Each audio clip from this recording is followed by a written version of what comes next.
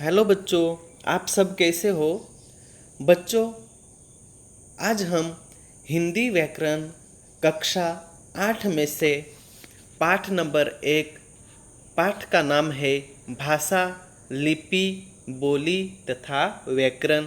इस पाठ के बारे में आज हम पढ़ाई करेंगे। तो आइए बच्चों, हम अभी पाठ की शुरुआत करते हैं। भाषा अपने भावों, विचारों तथा अनुभवों को अभिव्यक्त करने का एक साधन है। मनुष्य अपने भावों का प्रदर्शन अंग संचालन, चित्र द्वारा, क्रियाकलाप व भाषा व्यवहार द्वारा करता है। इनके द्वारा हम अपने भावों की अभिव्यक्ति तो कर सकते हैं, परंतु पूर्णता के साथ हम नहीं कर सकते हैं। अपने भावों की अभिव्यक्ता पूर्णता प्रदान करने के लिए हम ध्वनि संकेतों का प्रयोग करते हैं। ये ध्वनि संकेत मौखिक व लिखित दोनों प्रकार के हो सकते हैं। तो वह इस प्रकार के हैं। भाषा सार्थक ध्वनि प्रतीकों की एक व्यवस्था है जिसके द्वारा मनुष्य अपने मन के भाव, विचार व अनुभवों को मौखिक या लिखित रूप में अभिव्यक्त कर सकता है। वह दूसरे के भाव, विचार व अनुभवों को समझ व ग्रहण कर सकता है। तो देखिए बच्चों, यहाँ पे 2 चित्र दिए हुए हैं। एक व्यक्ति भाषण कर रहा है, सभा में क्या कर रहा है? भाषण कर रहा है। और दूसरा व्यक्ति जो है वह एक ट्रैफिक पुलिस वाला है। वह रास्ते पे जो गाड़ियाँ चलती है उन गाड़ियों को रोकने की कोशिश कर रहा है। तो देखिए बच्चों, यहाँ पे ये जो व्यक्ति भाषण कर रहा है यह ध्वनि संकेत होता है। क्या होता है? ध्वनि संकेत। और यह जो एक ट्रैफिक पुलिस वाला रास्ते पे खड़ा है, यह क्या कर रहा है? एक इशारा करके, एक संकेत करके वह गाड़ियों को रुकवाने की कोशिश कर रहा है। तो अभी बच्चों, आप सभी को यहाँ पे समझ में आ गया होगा। अभी हम आगे देखते हैं बच्चों, भाषा की विशेषताएं। देखिए बच्चों, यहाँ पे भाषा की विशेषताएं दी गई है। भाषा की विशेषताएं कितने प्रकार की है? 4 प्रकार के हैं। कितने प्रकार के हैं बच्चों? 4 प्रकार के हैं। तो देखिए बच्चों, यहाँ पे भाषा की विशेषताएं में 1 नंबर की जो विशेषताएं है वह है भाषा संप्रेषण का एक माध्यम है।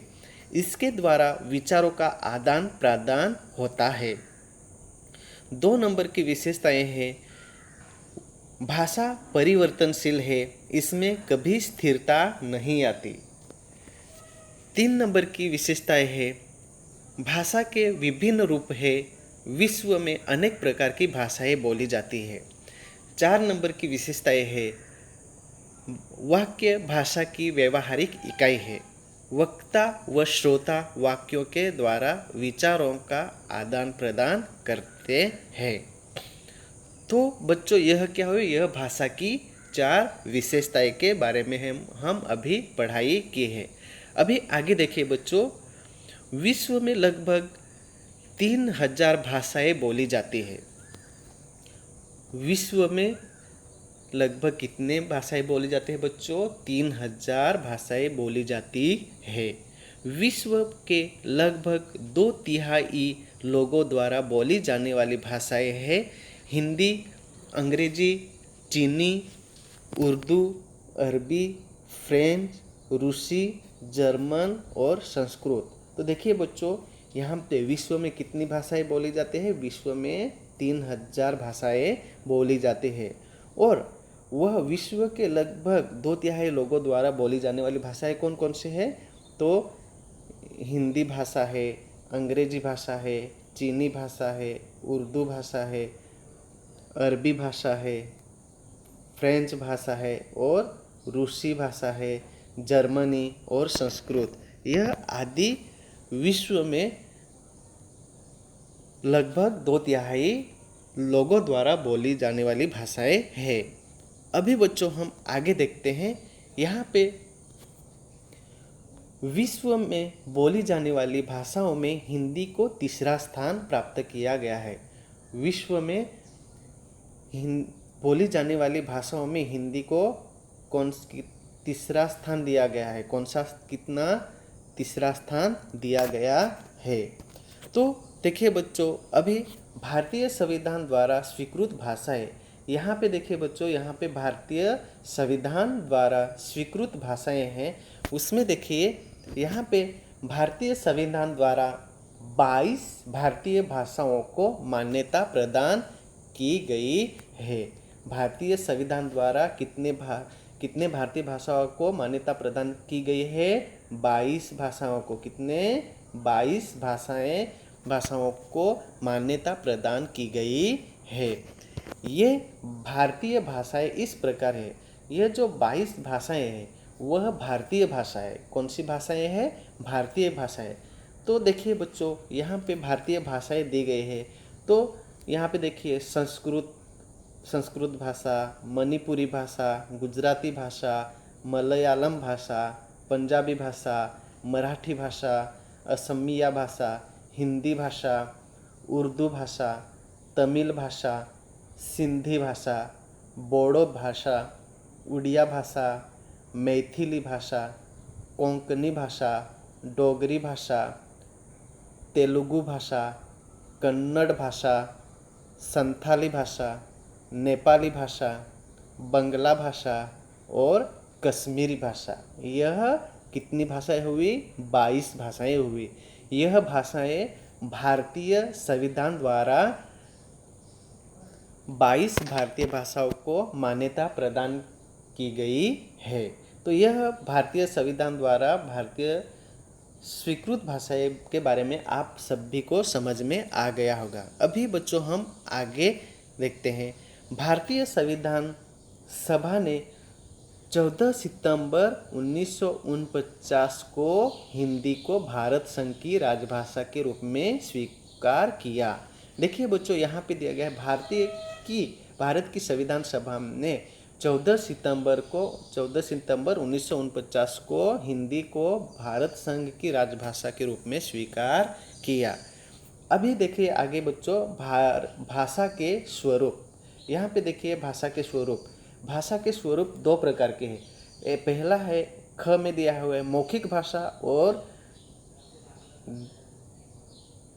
ख में दिया है लिखित भाषा। क में दिया है मौखिक भाषा, ख में दिया है लिखित भाषा। यह भाषा के रूप हुए। यह भाषा के क्या हुए? रूप हुए। अभी हमें पहला हम देखेंगे वो है ख, वो है क और ख। तो इसमें क में है मौखिक भाषा। तो आइए बच्चों हम मौखिक भाषा की पढ़ाई करते हैं। जब हम भावों की अभिव्यक्ति मुख से अर्थात बोलकर करते हैं तो भाषा के इस स्वरूप को मौखिक भाषा कहा जाता है। इस भाषा के इस स्वरूप को क्या कहा जाता है? मौखिक भाषा कहा जाता है। भाषा को मौखिक रूप अत्यंत महत्वपूर्ण है, क्योंकि मनुष्य के जीवन व समाज के विकास क्रम में मौखिक रूप पहले आता है। मनुष्य ने सर्वप्रथम मौखिक भाषा का प्रयोग करना ही सीखा था। भाषा के मौखिक रूप में समय और स्थान के अनुसार परिवर्तन होते रहते हैं, इसलिए यह रूप परिवर्तनशील है। यह मौखिक रूप कैसा है? यह मौखिक रूप परिवर्तनशील है। अभी देखिए बच्चों, ख में देखिए, ख में है लिखित भाषा। भाषा के 2 रूप होते हैं, पहला है मौखिक भाषा और दूसरा है लिखित भाषा। तो हमने मौखिक भाषा के बारे में पढ़ाई की है। अभी हमें लिखित भाषा के बारे में पढ़ाई करनी है। तो आइए बच्चों, लिखित भाषा किससे कहते हैं? जब हम अपने भावों की अभिव्यक्ति लिख कर करते हैं तो भाषा का यह लिखित रूप लिखित भाषा कहलाते हैं। लिखित, तो यहाँ पे देखिए बच्चों, जब हम अपने भावों की अभिव्यक्ति लिखकर करते हैं तो भाषा का यह लिखित रूप लिखित भाषा कहलाता है। लिखित भाषा के द्वारा हम अपने भावों व विचारों को लंबे समय तक सुरक्षित रख सकते हैं। तो बच्चों, यह भाषा के रूप 2 प्रकार के हैं। इन भाषा के 2 प्रकार के रूप है, यह आप समझ में आ गया होगा। अभी हम आगे पढ़ाई करेंगे लिपि के बारे में। किसके बारे में? लिपि के बारे में। तो आइए बच्चों, हम अभी लिपि के बारे में पढ़ाई करते हैं। भाषा की मूल ध्वनियों को लिखकर प्रकट करने के लिए कुछ संकेत या चिन्ह निश्चित किए गए। इन चिन्हों के लिए लिखने के ढंग को लिपि कहते हैं। इन चिन्हों के लिखने के ढंग को क्या कहते हैं? लिपि कहते हैं। संसार में अनेक भाषाएं प्रचलित हैं, वह उनकी अपनी लिपियां हैं। हिंदी भाषा की लिपि देवनागरी है। हिंदी भाषा की लिपि कौन सी है? देवनागरी है। यह बाई से दाई ओर लिखी जाती है। यह बाई से दाई ओर लिखी जाती है। यहाँ पे देखिए बच्चों, बाई से दाई ओर लिखी जाती है। इनका जन्म भारत की प्राचीनतम ब्राह्मी लिपि से हुआ। इनका जन्म भारत की प्राचीनतम ब्राह्मी लिपि से हुआ। कौन सी लिपि से? ब्राह्मी लिपि से हुआ है। भारतीय भाषाओं में संस्कृत, हिंदी तथा मराठी देवनागरी लिपि में लिखी जाती है। भारतीय भाषाओं में संस्कृत, हिंदी और मराठी यह देवनागरी लिपि में लिखी जाती है। किस में लिखी जाती है? देवनागरी लिपि में लिखी जाती है। गुजराती, पंजाबी, उड़िया, बंगला भाषा की अपनी अपनी स्वतंत्र लिपियां हैं जो देवनागरी से ही विकसित हुई मानी जाती है। पंजाबी भाषा की लिपि गुरुमुखी लिपि कहा जाता है। पंजाबी भाषा की लिपि को क्या कहा जाता है? गुरुमुखी लिपि कहा जाता है। विश्व की भाषाओं में अंग्रेजी, रोमन लिपि, फारसी है। अंग्रेजी और रोमन यह कौन सी लिपि है? फारसी है। यह दाई से बाई ओर लिखी जाती है। यह कहाँ से लिखी जाती है? दाई से बाई ओर लिखी जाती है। तो बच्चों, आप सभी को लिपि के बारे में समझ में आ गया होगा। अभी हमें पढ़ाई करनी है बोली के बारे में। किसके बारे में? बोली के बारे में पढ़ाई करेंगे। तो आइए बच्चों, हम बोली के बारे में पढ़ाई की शुरुआत करते हैं। देखिए बच्चों, यहाँ पे बोली किससे कहते हैं, इनकी परिभाषा क्या है, तो हम अभी इनके परिभाषा के बारे में पढ़ाई करेंगे। किसी क्षेत्र विशेष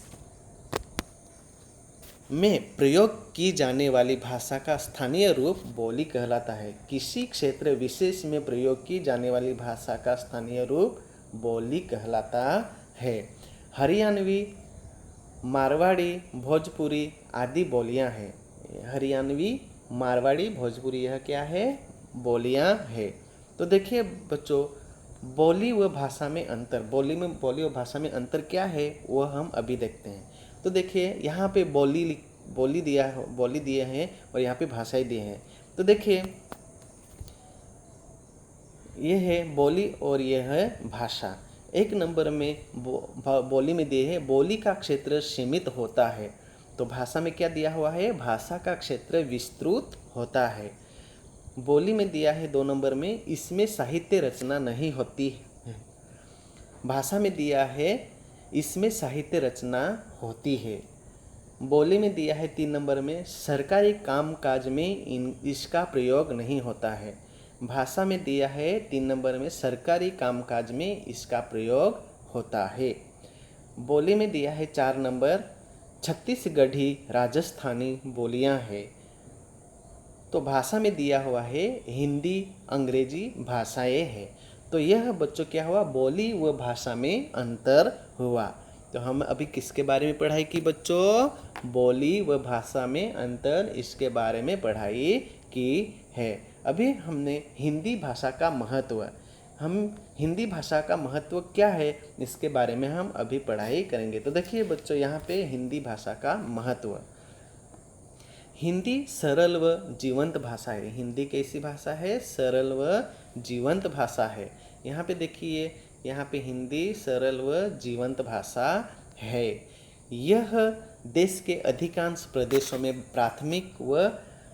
प्राथमिक व माध्यमिक विद्यालयों में अनिवार्य है। यह जो भाषा है सरल व जीवंत भाषा है, ये देश के अधिकांश प्रदेशों में प्राथमिक माध्यमिक विद्यालयों में अनिवार्य है। भाषा के रूप में पढ़ाई जाती है, यह भाषा के रूप में पढ़ाई जाती है। किसके बारे में बच्चों पढ़ाई जाती है? भाषा के बारे में पढ़ाई जाती है।